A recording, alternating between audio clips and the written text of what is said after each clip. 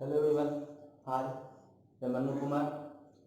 आज आप लोगों के सामने मैं वीडियो लेक्चर 22 में आया हूँ सॉलिड स्टेट के साथ। मेरे को ऑर्डिनरी में आज पढ़ाना था मैग्नेटिक प्रॉपर्टी सॉलिड का। मैंने बताया था two types of properties of solid. A में इलेक्ट्रिकल प्रॉपर्टीज ऑफ सॉलिड और बी में मैग्नेटिक प्रॉपर्टीज ऑफ सॉलिड।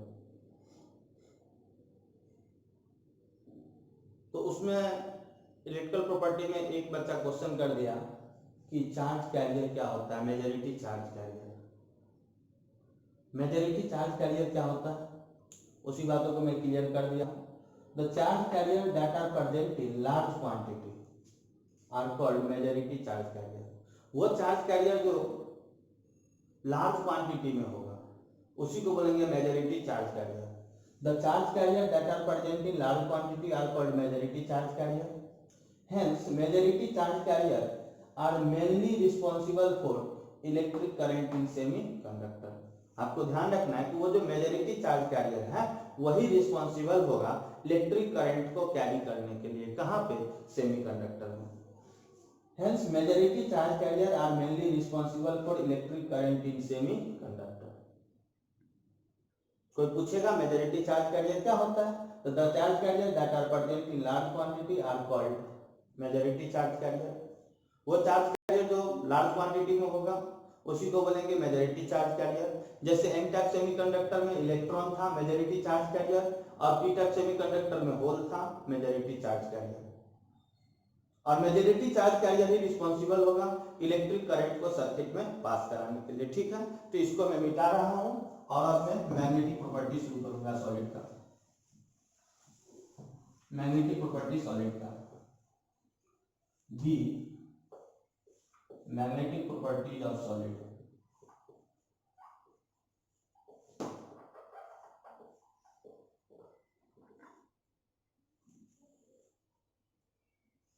ये मैग्नेटिक प्रॉपर्टी होता क्या है? Magnetic properties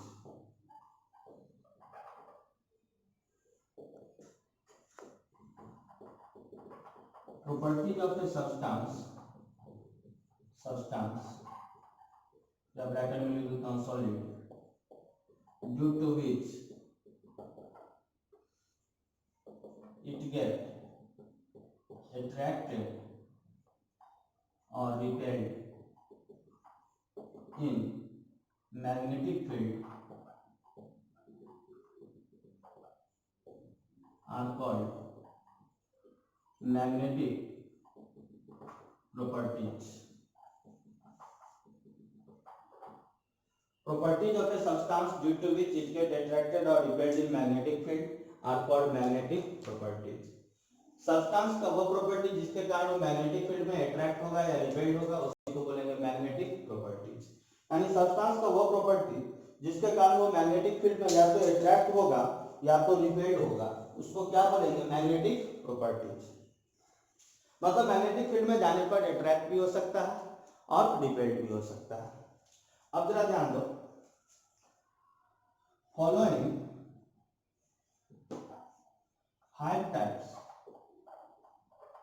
of magnetic properties। Following 5 types of magnetic properties। यानी मैग्नेटिक प्रॉपर्टीज कितने तरह का? 5 तरह का। मैग्नेटिक प्रॉपर्टीज कितने तरह का? 5 तरह का। कौन सा? तो फर्स्ट में पैरामैग्नेटिक, सेकंड में डायामैग्नेटिक, थर्ड में फेरोमैग्नेटिक, फोर्थ में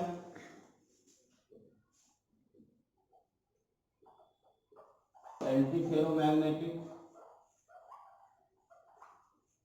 फिफ्थ में फेरीमैग्नेटिक। यानी मैग्नेटिक प्रॉपर्टी कितने तरह का? 5 तरह का। Paramagnetic, diamagnetic, ferromagnetic, anti ferromagnetic और फेरीमैग्नेटिक। कोई पूछेगा मैग्नेटिक प्रॉपर्टी कितने तरह का, तो बोलना 5 तरह का। कौन सा? Paramagnetic, diamagnetic, ferromagnetic, anti ferromagnetic और फेरीमैग्नेटिक। लेकिन फटाफट बताना क्या, तो देखो मैग्नेटिक सब में कॉमन है, तो एक लाइन में बोलना फटाफट, पारा डाया फेरो एंटी फेरो फेरी, पारा डाया फेरो एंटी फेरो फेरी, क्योंकि मैग्नेटिक सब में लगा है। तो मैग्नेटिक प्रॉपर्टी के आधार पर सॉलिड कितने प्रकार के, 5 प्रकार के। कौन सा, पारा डाया फेरो फेरी एंटी फेरो, ध्यान दो, पारा डाया फेरो एंटी फेरो और फेरी, यानी मैग्नेटिक प्रॉपर्टी के आधार पर सॉलिड 5 प्रकार के। मैग्नेटिक प्रॉपर्टी क्या, तो सब्सटेंस का वो प्रॉपर्टी यानी सॉलिड का वो प्रॉपर्टी जिसके कारण वो मैग्नेटिक फील्ड में या तो अट्रैक्ट हो या तो रिपेल्ड हो, उसी को बोलते हैं मैग्नेटिक प्रॉपर्टी। सॉलिड का वो प्रॉपर्टी जिसके वजह से वो मैग्नेटिक फील्ड में या तो अट्रैक्ट होगा या तो रिपेल्ड होगा, उसी को बोलेंगे मैग्नेटिक प्रॉपर्टी। तो फर्स्ट में हम लोग डिस्कशन करेंगे पैरामैग्नेटिक, पैरामैग्नेटिक क्या, तो बोल रहा हूं properties of a substance due to which it get weakly attracted towards magnetic field, magnetic field is called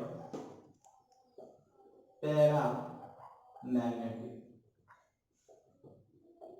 Properties of a substance due to which it get attracted weakly towards magnetic field is called paramagnetic.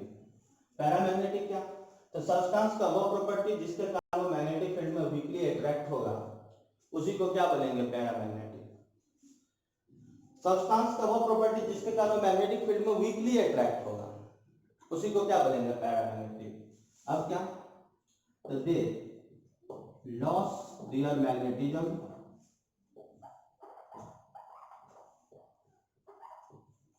In the absence of magnetic field, magnetic field, they lost their magnetism in the absence of magnetic field।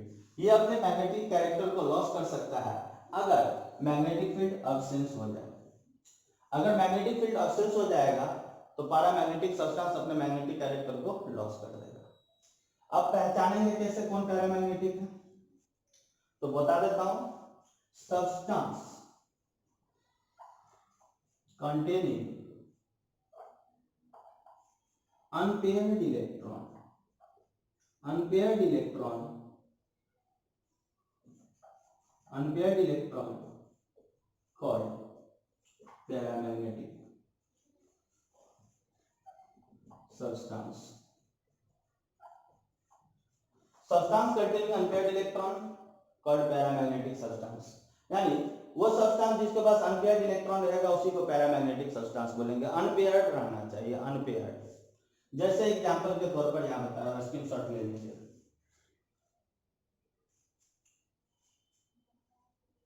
चलिए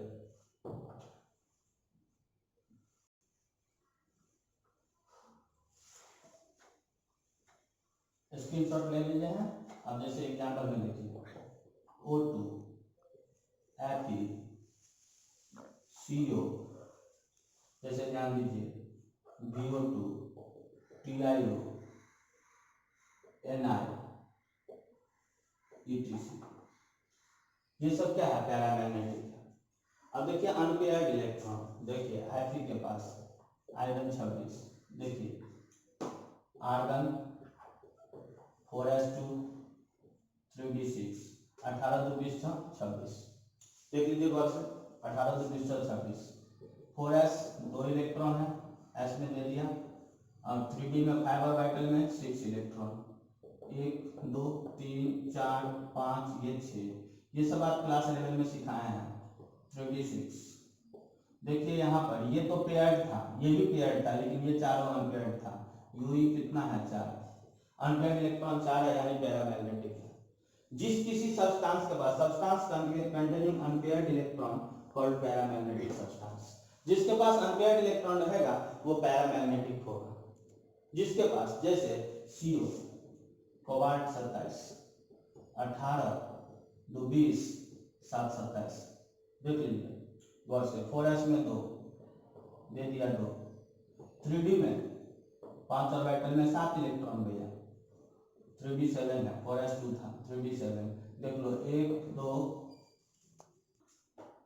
3 4 5 6 7 देख लीजिए, तो ये paired है, ये paired है, ये paired है, लेकिन ये तीनों अनपेयर्ड है, तो यू ही कितना 3। अब जैसे मैं बता रहा हूँ आपको गौर से समझने के लिए, जैसे ध्यान दीजिए, अगर मान लीजिए कोई Fe2+ होगा या Fe3+, ये भी पैरामैग्नेटिक है, Fe3+, बोलेगा कैसे सर पैरामैग्नेटिक है Fe3+ भी, तो जरा गौर से देखिए, Fe3+ से पहले Fe का इसी लिखेंगे, आयरन 26, 18 2 20 और 6 26, हमें Fe3+ को चेक करना है ये पैरामैग्नेटिक है या नहीं है, तो होगा तो इसके पास अनपेयर्ड इलेक्ट्रॉन होना चाहिए, तो Fe3+ के लिए 3 इलेक्ट्रॉन यहाँ से निकाल देंगे, तो 2 को S से निकलेगा और 1 को D से निकलेगा, तो ये हो जाएगा आर्गन 3D5, 3D5। और जरा गौर से देखिए 3D5, D के पास यहाँ कितना है 5 इलेक्ट्रॉन, तो 1 2 3 4 5, पांचों अनपेयर्ड है Fe3+ में, यानी यहाँ पे अनपेयर्ड इलेक्ट्रॉन है 5। तो ये सब क्या है पैरामैग्नेटिक, यानी पैरामैग्नेटिक सब्सटेंस ऐसा सब्सटेंस जिसके पास अनपेयर्ड इलेक्ट्रॉन होगा, और अगर मैग्नेटिक फील्ड को हटा दिया जाएगा ये अपने मैग्नेटिक कैरेक्टर को लॉस कर लेगा, अपने मैग्नेटिक कैरेक्टर इसका लॉस हो जाएगा, तो ये पैरामैग्नेटिक सब्सटेंस है, पैरामैग्नेटिक सब्सटेंस, स्क्रीनशॉट ले लीजिए।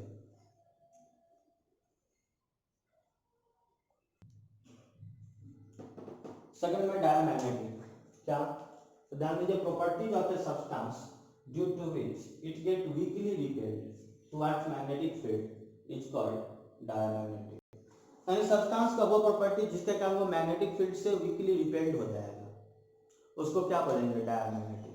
Properties of a substance due to which it get weakly repelled towards magnetic field is called diamagnetic, वो सब्सटेंस जो मैग्नेटिक फील्ड से वीकली रिपेल्ड हो जाएगा उसको बोलेंगे डायमैग्नेटिक, लेकिन जो वीकली अट्रैक्ट होगा उसको क्या बोलेंगे पैरामैग्नेटिक। पैरामैग्नेटिक सब्सटेंस वो था जिसके पास अनपेयर्ड इलेक्ट्रॉन था, और डायमैग्नेटिक सब्सटेंस वो होगा जिसके पास अनपेयर्ड इलेक्ट्रॉन नहीं होगा, यानी टोटल इलेक्ट्रॉन पेयर्ड होगा। तो substance having no any unpaired electron, इस लाइन को ध्यान से समझना, no any unpaired electron behave as diamagnetic substance, वो सब्सटेंस जिसके पास अनपेयर्ड इलेक्ट्रॉन नहीं होगा वो डायमैग्नेटिक सब्सटेंस होगा। जैसे एग्जांपल के तौर पर N2 H2O C6H6 NaCl TiO2 etc, ये सब डायमैग्नेटिक है। जैसे N2 को देखो, N2 तो देखो इलेक्ट्रॉन है 14, जेल है 14, टोटल इलेक्ट्रॉन इसके पास 14। यहाँ MOT का मदद ले रहा हूँ, क्लास 11 में जो केमिकल बॉन्डिंग में पढ़े होंगे वही MOT, molecular orbital theory, sigma 1s2 lesser sigma star 1s2 lesser sigma 2s2 lesser sigma star 2s2 lesser pi 2p square y बराबर pi 2p square z lesser sigma 2p square x। देख लो वर्ष 2 2 4 2 6 2 8 2 10 2 12 2 14, ठीक है। ये Z lesser Z greater protein का भी case बताए थे, जेड लेसर प्रोटीन का भी, आप दोनों में से किसी में बोले थे 14 इलेक्ट्रॉन पे आप लिख सकते हो इसी। तो यहाँ देखो 2 2 4 2 6 2 8 2 10 2 12 2 14 इलेक्ट्रॉन हो चुका है। अगर कोई ज्यादा ही देखेगा गौर से लेसर प्रोटीन का देखेगा किस, तो इस तरीका से हो जाएगा sigma 2p square x lesser pi 2p square y बराबर पाई 2p स्क्वायर z, फिर भी 14 ही इलेक्ट्रॉन है, ठीक है। और ये मैग्नेटिक प्रॉपर्टी, यहाँ पर अनपेयर्ड इलेक्ट्रॉन 0 है क्योंकि सारा इलेक्ट्रॉन पेयर्ड है, ठीक है। अनपेयर्ड इलेक्ट्रॉन 0 है, इसका मैग्नेटिक प्रॉपर्टी हो जाता है diamagnetic, DM magnetic property diamagnetic. अब जैसे कोई मान लो TiO2 देखा, TiO2 देखो टोटल 0, एक ऑक्सीजन -2 तो 2 ऑक्सीजन -4, इस टाइटेनियम में +4, यानी Ti पर +4 हुआ। तो पहले टाइटेनियम देखो, टाइटेनियम 22 देखो 18 2 20 और 2 22, 18 2 20 2 22 हो गया, 4 इलेक्ट्रॉन निकाल देंगे, 4 इलेक्ट्रॉन, तो 2 इलेक्ट्रॉन यहाँ से 2 इलेक्ट्रॉन यहाँ से, यहाँ बचेगा Ar बचा, यानी केवल इनर्ट गैस बचा। इनर्ट गैस बचा मतलब क्या, ये यानी 3s2 3p6 10 2 12 6 18, आर्गन का 18 होता है। देखो 3s2 3p6 गौर से देख लो, 3s2 देखो 2 इलेक्ट्रॉन है, 3p6 6 इलेक्ट्रॉन है, 1 2 3 4 5 6, 3s2 3p6। देख लो यूई कितना है, 0। यूई 0 है, इसका मतलब इसका मैग्नेटिक प्रॉपर्टी क्या है, डायमैग्नेटिक। मैग्नेटिक प्रॉपर्टी क्या है, डायमैग्नेटिक। उसी तरह NaCl का भी देख सकते हैं, NaCl का भी आप देख सकते हो, टोटल 0 -1 +1, Na+1 देखोगे डायमैग्नेटिक मिल जाएगा। यानी ऐसा सब्सटेंस जिसके पास अनपेयर्ड इलेक्ट्रॉन नहीं होगा वो डायमैग्नेटिक होगा। For example N2H2O C6H6 NaCl TiO2 etc। ये सब एग्जांपल है किसका, डायमैग्नेटिक सब्सटेंस का। यानी मैग्नेटिक प्रॉपर्टी के आधार पर जो सब्सटेंस सॉलिड को 5 प्रकार में बांटा गया था, paramagnetic, diamagnetic, ferromagnetic, anti ferromagnetic और फेरीमैग्नेटिक। तो पैरामैग्नेटिक वो सब्सटेंस हुआ जो मैग्नेटिक फील्ड में वीकली अट्रैक्ट होगा, डायमैग्नेटिक वो होगा जो वीकली रिपेल्ड होगा। पैरामैग्नेटिक सब्सटेंस वो होगा जिसके पास अनपेयर्ड इलेक्ट्रॉन होगा, डायमैग्नेटिक सब्सटेंस वो होगा जिसके पास अनपेयर्ड इलेक्ट्रॉन नहीं होगा। तो इस बातों को ध्यान रखना है, स्क्रीनशॉट ले लीजिए पहले।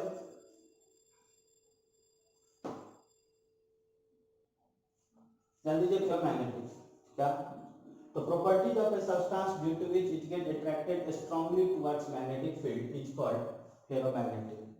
Properties of a substance due to which it get attracted strongly towards magnetic field is called ferromagnetic. Substance का वो प्रॉपर्टी जिसके कारण वो मैग्नेटिक फील्ड में स्ट्रांगली अट्रैक्ट है। Properties of a substance due to which it get attracted strongly towards magnetic field is called ferromagnetic. It is a permanent magnet. ये permanent magnet है। अब तो जो स्पीकर में मैग्नेट देते हैं ना वो परमानेंट मैग्नेट होता है। ये एक बार मैग्नेटिक बन गया, एक बार ये मैग्नेटाइज हो गया तो फिर से इसके मैग्नेटिक कैरेक्टर को लॉस नहीं किया जा सकता। लेकिन पैरामैग्नेटिक सब्सटेंस मैग्नेटिक फील्ड से हटाने पर अपने मैग्नेटिक कैरेक्टर को लॉस कर देता था। ये ध्यान रखा जाए। बहुत बच्चे को पैरामैग्नेटिक और फेरोमैग्नेटिक में प्रॉब्लम होता है, बहुत बच्चे बोलते रहते हैं कि सर कैसे समझेंगे पैरामैग्नेटिक और फेरोमैग्नेटिक। तो पैरामैग्नेटिक सब्सटेंस जो है ना वो टेम्पोररी मैग्नेट है, जबकि फेरोमैग्नेटिक जो है ना वो परमानेंट मैग्नेट है। मतलब मैग्नेटिक फील्ड रिमूव कर देंगे तो पैरामैग्नेटिक कैरेक्टर लॉस हो जाएगा, लेकिन एक बार अगर वो मैग्नेटाइज्ड हो गया और फिर अपना मैग्नेटिक कैरेक्टर लॉस नहीं किया तो वो निश्चित रूप से फेरोमैग्नेटिक है। एक बार जो मैग्नेटाइज्ड हो गया और वो अपना मैग्नेटिक फील्ड को फिर से लॉस नहीं किया, अपना मैग्नेटिक कैरेक्टर लॉस नहीं किया तो वो फेरोमैग्नेटिक है। लेकिन ऐसा सब्सटेंस जो मैग्नेटिक फील्ड में रहने पर मैग्नेटिक कैरेक्टर शो करे, मैग्नेटिक फील्ड हटा दे, मैग्नेटिक कैरेक्टर हटा दे, तुरंत अपने मैग्नेटिक प्रॉपर्टी को लॉस कर दे, वो पैरामैग्नेटिक है। अनपेयर्ड इलेक्ट्रॉन दोनों में रहेगा, पैरा में भी रहेगा और फेरो में भी रहेगा। इसीलिए बच्चा के सामने प्रॉब्लम हो जाता है कि पैरा और फेरो को कब समझे। तो पैरामैग्नेटिक और फेरोमैग्नेटिक दोनों में अनपेयर्ड इलेक्ट्रॉन है, लेकिन अंतर है कि पैरामैग्नेटिक टेम्पोररी मैग्नेट है और फेरोमैग्नेटिक परमानेंट मैग्नेट है। आपसे फिजिक्स में कई बार पूछा जाएगा कि बताओ फेरोमैग्नेटिक कौन है एलिमेंट, फेरोमैग्नेटिक। तो फेरोमैग्नेटिक में एग्जांपल लिख दिया हूं, आयरन, कोबाल्ट, निकेल। यहाँ पे ये सब बेहतरीन एग्जांपल है, इंपॉर्टेंट एग्जांपल उनके फिजिक्स में आएगा जब आप मैग्नेटिज्म पढ़िएगा। तो Mn, CrO2, BaTiO3 etc ये सब है permanent magnet. Iron, cobalt, nickel, manganese, CrO2, BaTiO3 etc। तो यहाँ पर कुछ चार्ट बना दिया क्योंकि अनपेयर्ड इलेक्ट्रॉन दोनों में रहेगा, पैरामैग्नेटिक में भी और फेरोमैग्नेटिक में भी। कुछ चार्ट बना दिया, इसको ध्यान रखने का प्रयास करिएगा। जैसे O2, Fe3+, Na2+, NO, TiO, VO2, CuO ये सब पैरामैग्नेटिक है। और फेरोमैग्नेटिक में Fe, CO, Na, Mn, Gd, CrO2, BaTiO3 ये सब है फेरोमैग्नेटिक, जबकि अनपेयर्ड इलेक्ट्रॉन दोनों में होगा। लेकिन अंतर है कि ये टेम्पोररी मैग्नेट है और ये परमानेंट मैग्नेट है। तो ध्यान दीजिएगा, O2, Fe3+, Na2+, NO, TiO, VO2, CuO etc ये सब पैरामैग्नेटिक है। Fe, CO, Na, Mn, Gd, CrO2, BaTiO3 etc ये सब क्या है, फेरोमैग्नेटिक है। ये टेम्पोररी मैग्नेट है और ये फेरोमैग्नेटिक है। समझ में आया कि नहीं? तो अगर अच्छा से आज का वीडियो पसंद आया हो तो प्लीज वीडियो को लाइक करिएगा, कमेंट बॉक्स में लिखिएगा समझ में आ रहा है अच्छा से, कोई दिक्कत नहीं है।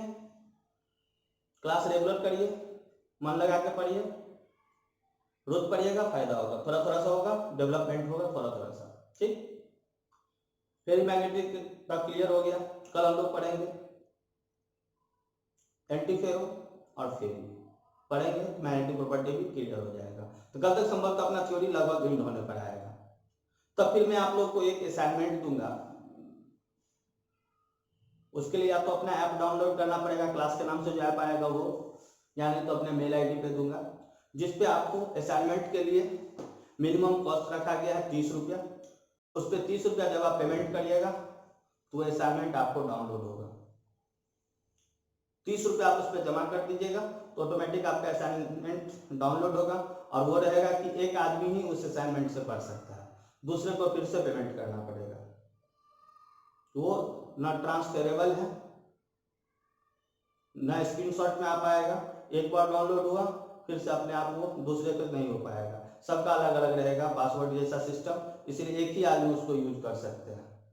आप किसी को सेंड नहीं कर पाओगे, व्हाट्सएप से किसी सेंड नहीं कर पाओगे, तो आप लोग को एक दे दिया जाएगा ऐप का नाम, उस ऐप से आप लोग को डाउनलोड करना पड़ेगा, या नहीं तो मेल आईडी पर से, लेकिन 30 रुपया पेमेंट करने पर सब लोग को असाइनमेंट मिलेगा। बेहतरीन असाइनमेंट है, उसका डिस्कशन भी कर दूंगा, एनसीईआरटी का भी। तो ईमानदारी से पढ़ना है, मेहनत से दिल लगा के पूरे सॉलिड स्टेट को रिवीजन करके रखना है। एक हम स्ट्रेटजी भी बताएंगे, प्लान की बोर्ड का तैयारी कैसे करना चाहिए, जेई मेन का कैसे करना चाहिए, एडवांस का कैसे, नीट का कैसे।